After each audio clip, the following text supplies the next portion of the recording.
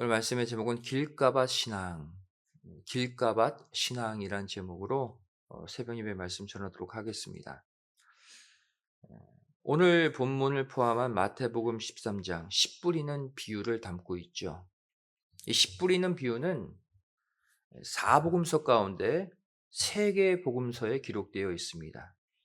마태복음 13장과 마가복음 4장, 또 누가복음 8장에 각각 기록되어 있는 비유죠. 이 씨 뿌리는 비유는 여러 측면에서 중요한 비유입니다. 첫 번째로 이 씨 뿌리는 비유는 모든 비유의 기초요, 근간이 되는 비유죠. 마가복음 4장 13절 말씀 보시면 또 가라사대 너희가 이 비유를 알지 못할진대 어떻게 모든 비유를 알겠느냐 말씀하고 있어요. 여기서 말하는 비유는 예수님의 말씀을 가리키죠. 예수님의 공생의 3년에 대부분의 말씀이 비유로 하셨거든요. 씨 뿌리는 비유의 핵심이 뭡니까? 씨는 말씀을 가리키죠. 밭은 인간의 마음을 가리켜요. 씨 뿌리는 비유는 말씀을 받는 인간의 태도를 점검하는 비유입니다. 따라서 이 비유는 다른 말씀을 듣기 전에 먼저 깨닫고 먼저 정착시켜야 될 모든 말씀의 기초가 되는 말씀이에요. 씨 뿌리는 비유를 통해서 어떻게 말씀을 받는지 태도가 점검되어야 그 다음 말씀들이 들어오게 되는 것이죠. 그래서 모든 비유의 기초요 근간이 씨 뿌리는 비유다. 두 번째로 이 비유는 말씀을 사모하는 자와 말씀을 사모하지 않는 자를 구별짓는 비유입니다. 마가복음 4장 10절, 11절 말씀 보시면 예수께서 홀로 계실 때에 함께한 사람들이 12제자로 더불어 그 비유들을 묻자오니 그랬죠. 이 비유들이라 하면 직전에 말씀하신 씨 뿌리는 비유를 가리켜요. 11절에 이르시되 하나님 나라의 비밀을 너희에게는 주었으나 외인에게는 모든 것을 비유로 하나니 그랬어요. 예수님은 지금 이 씨 뿌리는 비유를 통해서 말씀을 사모하는 자만이 그 말씀의 비밀을 알 수 있다라는 구속사의 핵심 진리를 밝혀주고 있는 것입니다. 말씀을 사모하는 자는 깨닫지만 말씀을 사모하지 않는 자는 이 말씀과 상관없다. 말씀을 사모하는 자와 사모하지 않는 자를 구별시키는 비유가 씨 뿌리는 비유예요. 제자들이 처음에 이 비유를 알지 못했습니다. 그런데 제자들이 다른 사람들과의 차이점이 뭐예요? 이 비유의 뜻을 물어보았다는 거예요.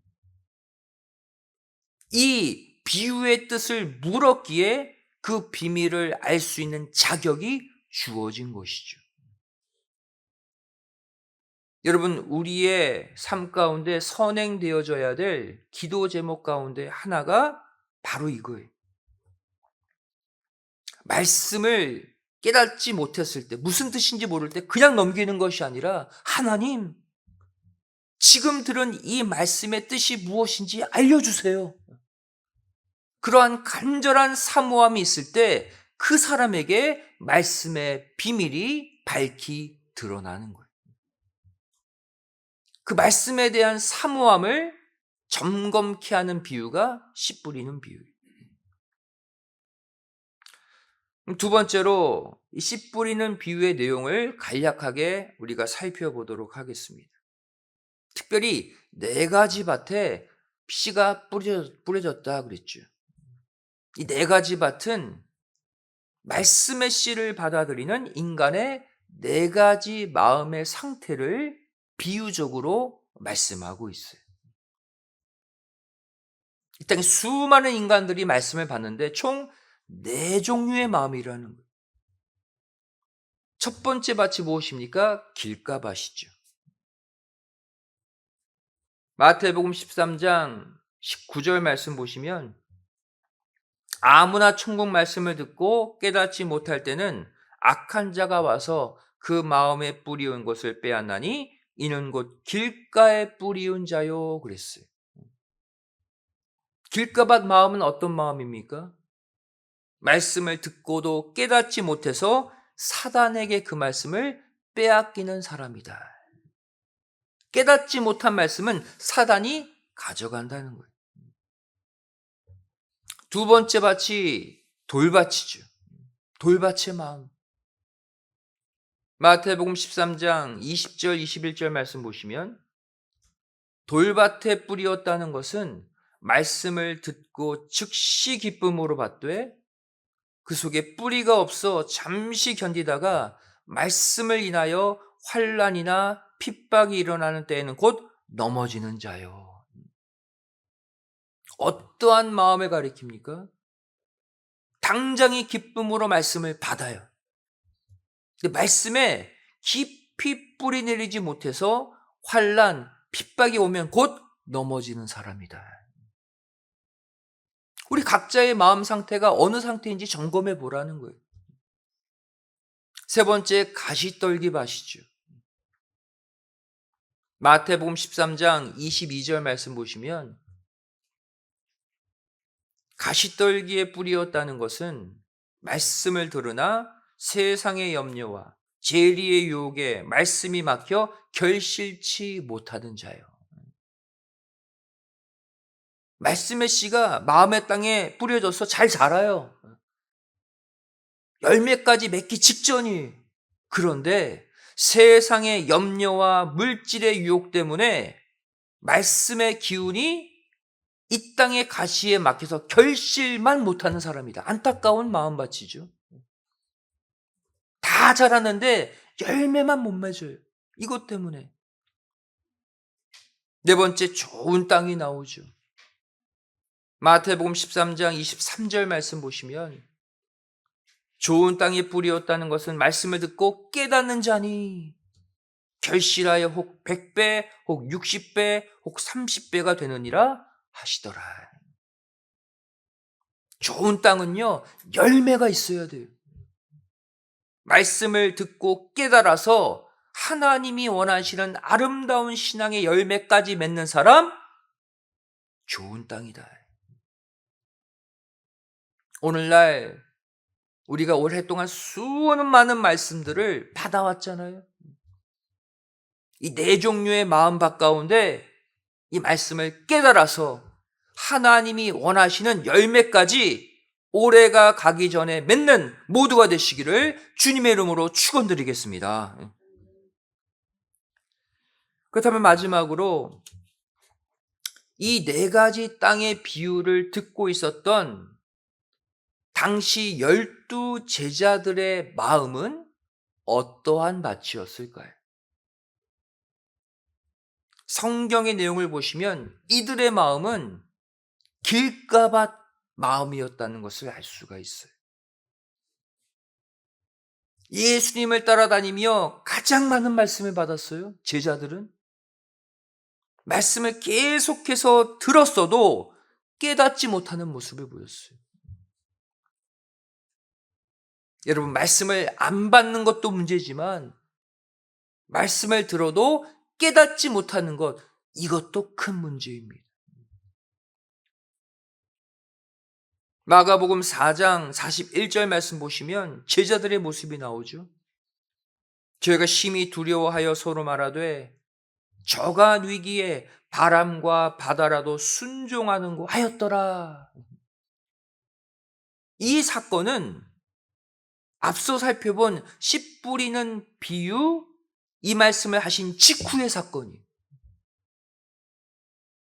배에서 예수님이 주무시다가 일어나서 바다를 잠잠케 하셨죠. 그 예수님에 관해 깨닫지 못했다. 아무리 많은 말씀을 주셔도 길가밭 마음들이었다는 거예요. 또 마가복음 6장 51절 52절 말씀 보시면 배에 올라 저에게 가시니 바람이 그치는지라. 제자들의 마음에 심히 놀라니 이는 저희가 그 떡 떼시던 일을 깨닫지 못하고 도리어 그 마음이 둔하여졌음이로라. 이번에는 오병이어의 큰 기적을 체험한 이후에 무리를 걸어오신 예수님을 이들은 또 깨닫지 못했다고 말씀하고 있어요. 여기서 우리가 얻는 중요한 교훈이 있습니다. 기사이적은 오히려 말씀을 깨닫지 못하게 하는 장애물이 될 수 있다라는 거예요. 폭풍우가 멈추는 기적 예수님이 일으키셨어요. 또 오병이어로 남자만 5,000명 수만 명을 먹이는 기적 일으키셨어요. 그 직후에 제자들의 모습 보세요. 마음이 오히려 둔하여졌다 그랬어요. 오히려 예수님이 주신 말씀을 더 못 깨달아요. 기적 때문에. 결국 우리는 이 땅에서 일어나는 수많은 하나님의 기적보다도 하나님의 세미한 음성, 말씀 깨닫기에 더 열심을 내어야 합니다. 아무리 말씀을 들어도 깨닫지 못하는 길가밭 마음은요, 이처럼 중요한 순간마다 하나님의 뜻과 어긋난 행동을 보일 수밖에 없어요. 이 길가밭 마음이 된 결과 제자들은 어떠한 모습을 이어서 보이게 됩니까? 계속 예수님과 엇박자의 행동을 하게 돼요. 최후 결전의 기도, 겟세마네 기도 때 보세요. 12제자가 다 목에 닦고 다 못 따라오니까 세 제자만 뽑아서 데리고 올라갔잖아요. 그 세 제자마저 기도해야 될 중요한 순간에 자고 있었어요. 때를 분별하지 못한 것이죠. 마가복음 14장 40절 말씀 보시면 다시 오사 보신즉 저희가 자니 이는 저희 눈이 심히 피곤함이리라. 저희가 예수께 무엇으로 대답할 줄을 알지 못하더라. 혼미한 영혼이.